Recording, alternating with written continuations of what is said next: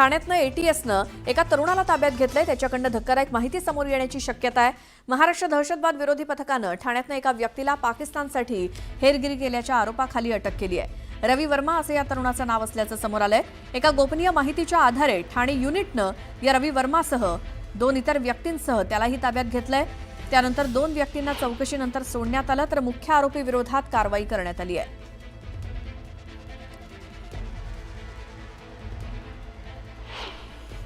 Police आपको क्या बोल के लेके गई है? बोल के लेके गई है, अभी छोड़ देगा करके। मैं बोली ठीक है चलो मैं लेके जाती हूँ ना। हमेशा बुलाते थे लेके जाते, मैं जाती थी, लेके जाती थी। लेके आने का हमको कुछ इधर का मालूम नहीं था, पुलिस का क्या है क्या नहीं है। तो लेके गए उसको, लेके गए, बोले रुको रुको रवि, रुको बेटा रुको बेटा रुको। हम लोग रुके थे। फिर रवि को बोलते हैं कि रवि अभी तेरे को जेल में डाल लेकर। मैं बोली क्यों सर? उसका पैर पकड़ के मैं बोल रही सर कारण बताओ। बोलता उसका बहुत गुनाह है, बहुत गुनाह है। फेसबुक पे ये किया वो किया। फेसबुक जांच के करके फेसबुक के ऊपर वो लड़की गंदी गंदी लोग रहती है, अपना शरीर दिखाती है। अभी जवान लड़का है, अब कौन सा ऐसे काम नहीं करेगा बताओ ना। कोई भी लड़की दिखाएगी तो फेसबुक से दिखाई, फेसबुक से वो लोग का बातचीत हुआ। फेसबुक से बातचीत होने के बाद तो फिर बाद में आपको कोई बताया था रवि ने, या आपको कैसे पता चला कि ये सब फेसबुक पे लड़कियों से बात करता है?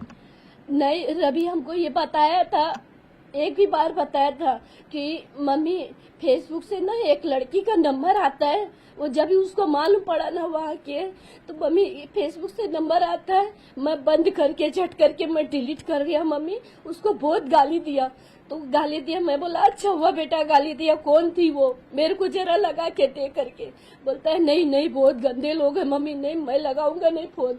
तो मैं बोला कहाँ से मिली? फेसबुक से निकला था। बोलता हाँ फेसबुक से था मम्मी। मैं ना अभी आज के बाद ऐसे काम करूंगा नहीं मम्मी, मैं काम क्या काम क्या बोला कुछ उसमें? वो ऐसा अभी बता रहे कि जो लड़की है उसके साथ में उसने मिलके यहाँ जो वहाँ पे काम करता था, गोदी में वहाँ पे काम करता था नेवी में, तो वहाँ से उन्होंने फोटो भेजा। और वो लड़की जो थी वो पाकिस्तान की एक ये थी, गुप्तहेर थी।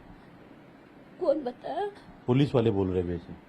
मुझे मालूम नहीं सर, हमको ऐसे ही बताया, लेकिन लड़के मालूम नहीं मुझे।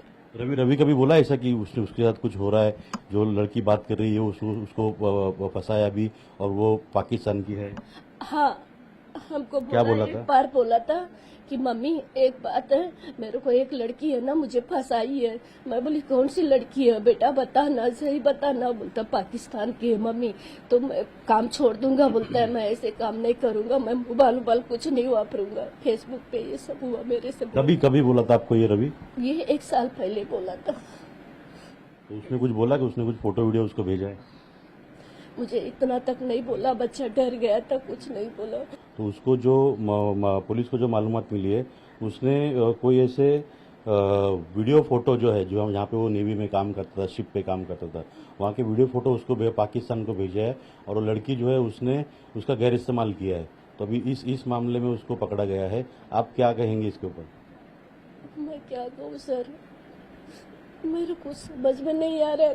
खाली हमारे बच्चे को ये होगी मोदी को गुहार करो। हमारे एक ही बेटा है, ये कैंसर हुआ है बच्चे को। हमारे बेटे को कैंसर हुआ, ये खत्म हो चुका है।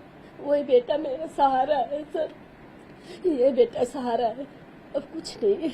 आप बता रहे थे कि उसने बताया था कि एक लड़की उसको बार बार वीडियो कॉल करती थी और बार बार उसको फोन करती थी। वो लड़की के बारे में कुछ बताया था उसने? एक ही बार बता के बोला मैं फेसबुक मम्मी डिलीट कर देगा, मैं नहीं रखेगा। मैं बोला बेटा डिलीट कर दे, आजकल इंस्टाग्राम फेसबुक नहीं अच्छा है।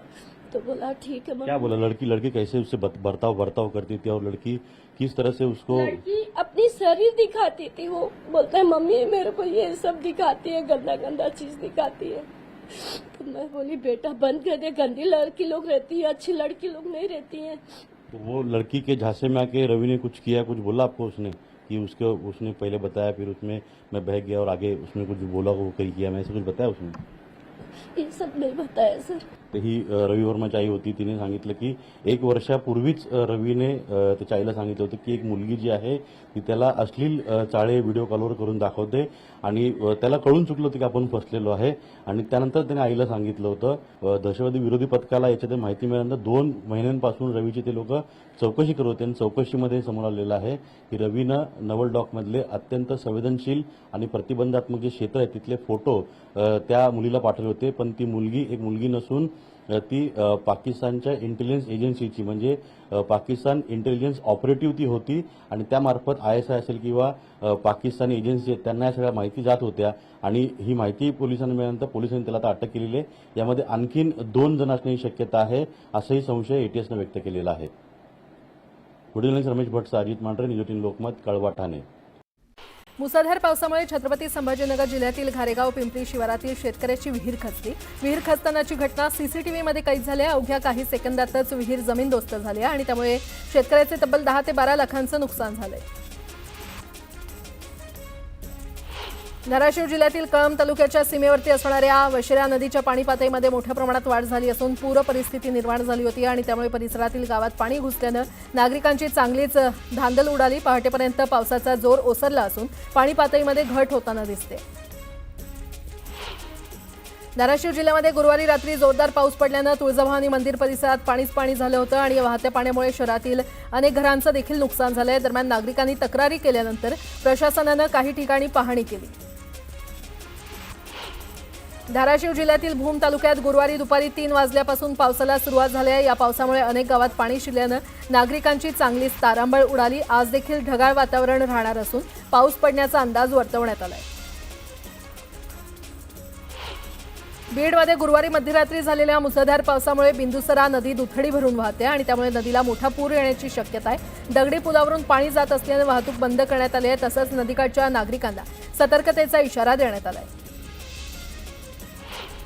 मे महिन्यामध्ये मुसळधार पावसानं हजेरी लावल्यानंतर आता पावसानं थोडी विश्रांती घेतली। पावसाचा वेग मंदावलाय तर येत्या 24 तासात मात्र विदर्भात पावसाचा जोरदार इशारा देण्यात आलाय। 30 मे ते 6 जून पर्यंत पावसाची उघडीप सुरूच असेल। येत्या 24 तासात 15 जिल्ह्यांना येलो अलर्ट देण्यात आलेला आहे तर राज्यातील उर्वरित भागात तुरळक ठिकाणी हलक्या पावसाची शक्यता वर्तवण्यात आली आहे। मराठवाड्यातील 8ही जिल्ह्यांमध्ये गेल्या 24 तासात दमदार पाऊस झालाय। छत्रपती संभाजीनगर, जालना, नांदेड, लातूरसह हिंगोली या 5 जिल्ह्यातील तब्बल 680 गावांना अतिवृष्टीचा तडाखा बसलाय तर जालन्यामध्ये सर्वाधिक पावसाची नोंद झाली आहे। सातारा जिल्ह्यामध्ये दरवर्षीच जानेवारी ते जून महिन्यादरम्यान पाणी टंचाईचा सामना करावा लागतो आणि त्यामुळे नागरिकांना आणि जनावरांना देखील टँकरनं पाणी पुरवठा करावा लागतो। मात्र यंदा मे महिन्यातच धुवाधार पाऊस पडल्यानं टँकर बंद झाले तर 80 गावांसह 450 वाड्यांची तहान भागली आहे। मुंबईमध्ये 26 मे रोजी झालेल्या पावसामुळे परळ येथील KEM रुग्णालय परिसरात मोठ्या प्रमाणात पाणी साचलं आणि या घटनेची उच्च न्यायालयानं गुरुवारी गंभीर दखल घेतली। पुनरावृत्ती टाळण्यासाठी उपाययोजना करण्याचे आदेश न्यायालयानं सरकारसह महापालिकेला दिले। पावसाचा जोर कमी झाल्यास आणि उघडीप मिळाल्यास पेरणी योग्य वापराची पावसाची स्थिती तयार होईल। त्यानंतर शेतकऱ्यांनी पेरणी करावी असा सल्ला कृषी विभागानं दिलाय। राज्यात आपत्ती परिस्थितीमध्ये मदत आणि बचाव कार्यासाठी NDRF आणि SDRFची पथकं तैनात करण्यात आलेली आहेत। मुंबई शहर आणि उपनगरात NDRFची 3 पथकं, पालघरमध्ये 1 तर नागपूर इथे 2 पथकं तैनात आहेत। जून सुरू होण्यापूर्वीच आलेल्या पावसानं काहीशी उसंत घेतली। पाऊस थांबल्यानं वातावरणातील उकडा मात्र लागलीच वाढलाय। त्यामुळे मुंबईकर मात्र घामाघूम झालेत। नागपुरात आजपासून 9 तपा जाणवणार आहे। 25 मे ते 2 जून पर्यंत 9 तपा जाणवतो आणि तापमान 45 डिग्रीच्या वर जातं। आता पाऊस उसंत घेणार असल्यानं वातावरणात आर्द्रता वाढण्याची शक्यता आहे। दरवर्षी राज्यातील 10 शेतकऱ्यांना कृषी संशोधक ही मानद पदवी देण्याची योजना राबवण्याचे निर्देश मुख्यमंत्री फडणवीसांनी दिले आहेत। शाश्वत शेतीसाठी केवळ प्रयोगशाळेत नव्हे तर शेतात प्रयोग करणाऱ्या शेतकऱ्यांचा सन्मान देखील महत्त्वाचा आहे। त्यामुळे राज्यातील 4ही कृषी विद्यापीठांनी पुढाकार घ्यावा असं मुख्यमंत्री म्हटले। पुण्यश्लोक अहिल्यादेवी होळकर यांची त्रिशताब्दी जयंती यंदा 31 मे रोजी मोठ्या उत्साहात साजरी होते आणि त्यानिमित्तानं 3 लाख पणत्यांनी सजवलेल्या दीपोत्सवाचं दृश्य भाविकांनी अनुभवलं। या दीप प्रज्वलनाचा शुभारंभ विधान परिषदेचे सभापती प्राध्यापक राम शिंदे यांच्या मातोश्री यांच्या हस्ते करण्यात आला।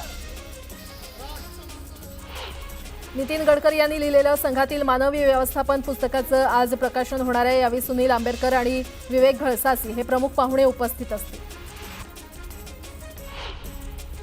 नागपुरातील महाजनवाडी इथे जयस्वाल नगर भागात पंकज कुवरे यांच्या घरात अतिविषारी कोब्रा नाग सापडला। यानंतर सर्पमित्रांनी तातडीनं दाखल होत या नागाला पकडून जंगलात सोडलं। बीडच्या आष्टी तालुक्यातील टाकळी अमिया येथील वस्तीवर रस्ता नसल्यानं गर्भवती महिलेला बाजेवरून नेण्याची वेळ आली। ससाने वस्तीवर जाण्यासाठी रस्ताच नाही आणि त्यामुळे गर्भवती महिलेला बाजेवरून उचलून नेण्यात आलं। दरम्यान प्रशासनानं पक्का रस्ता करून द्यावा अशी मागणी होतीये। महाड एमआयडीसी मधील इंडो अमान्स कंपनीमध्ये गॅस गळती झाली आहे आणि प्लांटमध्ये वॉल बंद करण्यासाठी एक कामगार गेला असता तो पडून जखमी झाल्याचं कंपनी प्रशासनाकडून सांगण्यात आलंय। दरम्यान अपघातानंतर पोलीस ठाण्यामध्ये गॅस गळती संदर्भात माहिती देण्यात आली, मात्र कंपनीकडून अपघात दडपण्याचा प्रयत्न होतोय असा आरोप नागरिक करतायत। राज्यामध्ये एकूण 3037 क्विंटल कांदा आवक झाली होती, ज्यामध्ये 26,962 क्विंटल लाल कांद्याचा समावेश होता। या कांद्याला कमीत कमी 1100 रुपयांचा प्रति क्विंटल दर मिळाला। भारताची सीमा ओलांडून पाकिस्तानामध्ये गेलेल्या सुनीता जामगडेला न्यायालयानं 2 जूनपर्यंत पोलीस कोठडी सुनावली आहे। सुनीताच्या विरोधात हेरगिरी प्रकरणी नागपुरात गुन्हा दाखल करण्यात आलाय। सुनीतानं तिच्या मोबाईलमधून डेटा डिलीट केल्यानं तो डेटा परत मिळवण्याचं पोलिसांपुढे आव्हान आहे।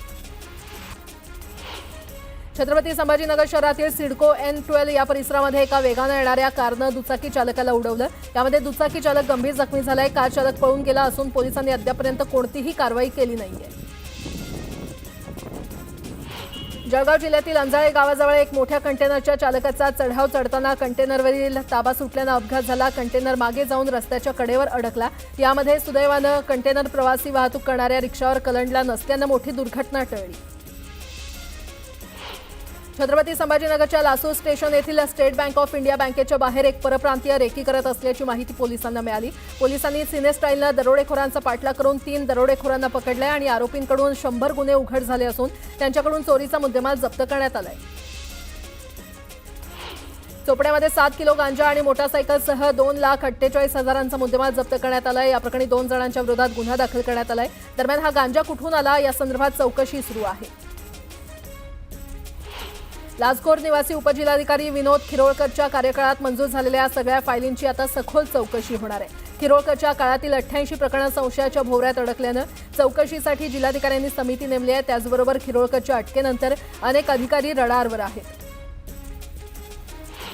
2652 सरकारी कर्मचारी महिलांनी लाडकी बहीण योजनेमध्ये लाभ घेतलाय आणि अनेक तक्रारी आल्यानंतर प्रशासनाकडून तब्बल 1,60,559 महिलांची तपासणी करण्यात आली आहे। यामध्ये वर्ग 3 आणि वर्ग 4च्या महिला कर्मचाऱ्यांचा समावेश आहे, तर आणखी 6 लाख कर्मचाऱ्यांची तपासणी केली जाणार आहे। विधानसभा निवडणुकीच्या तोंडावर मोठा गाजावाजा करत आणलेली मुख्यमंत्री लाडकी बहीण योजना तिजोरीमध्ये पैसे नसल्यानं महायुतीच्या चांगलीच अंगलट आली आहे। दलित आणि आदिवासी समाजाचा निधी इतर ठिकाणी वापरला जाऊ नये असे स्पष्ट निर्देश नीती आयोगानं दिले आहेत। आषाढी वारीमध्ये सहभागी होणाऱ्या वाहनांना टोलमाफी दिली जाणार आहे। तसंच वारकऱ्यांना संरक्षण देण्यासाठी त्यांचा समूह विमा काढण्यात येईल आणि त्यांना दरवर्षीप्रमाणे वैद्यकीय सेवा पुरवण्यात येतील असं एकनाथ शिंदे यांनी सांगितलं। पुण्यातील नॅशनल डिफेन्स अकॅडमीमध्ये आज इतिहासात पहिल्यांदाच महिला कॅडेट्सची तुकडी सैन्यामध्ये रुजू होणार आहे। त्यांचा आज पासिंग आउट परेड पार पडला। एनडीएतून भारतीय सैन्य दलामध्ये रुजू होण्यासाठी 17 मुलींचा समावेश आहे। राज्यसभेच्या 8 जागांसाठी निवडणूक आयोगानं तारखांची घोषणा केली आहे। तामिळनाडूतील 6 आणि आसाममधील 2 जागा जून आणि जुलैमध्ये रिक्त होणार आहेत। त्यासाठी 19 जूनला मतदान होणार आहे। आगामी पालिका निवडणुकांच्या पार्श्वभूमीवर मनसेच्या पुढील आठवड्यात मुंबईमध्ये बैठका आयोजित केलेल्या असून राज्यभरातून प्रमुख नेते या बैठकीला उपस्थित राहतील असं सांगण्यात आलंय। या बैठका राज यांचं निवासस्थान असलेल्या शिवतीर्थावर 3 ते 5 जून या 3 दिवसात होणार आहेत। काही लोक स्वार्थासाठी पक्षात आले आणि गेले आणि आता त्यांची किंमत नाही। तिकडे गेलेल्या नेत्यांची 1 महिन्यात काय परिस्थिती होते हे तुम्ही मला एका महिन्यानं सांगा असं म्हणत हॉटेल खरेदी प्रकरणावरून चंद्रकांत खैरे यांनी संजय शिरसाट यांच्यावर टीका केली आहे।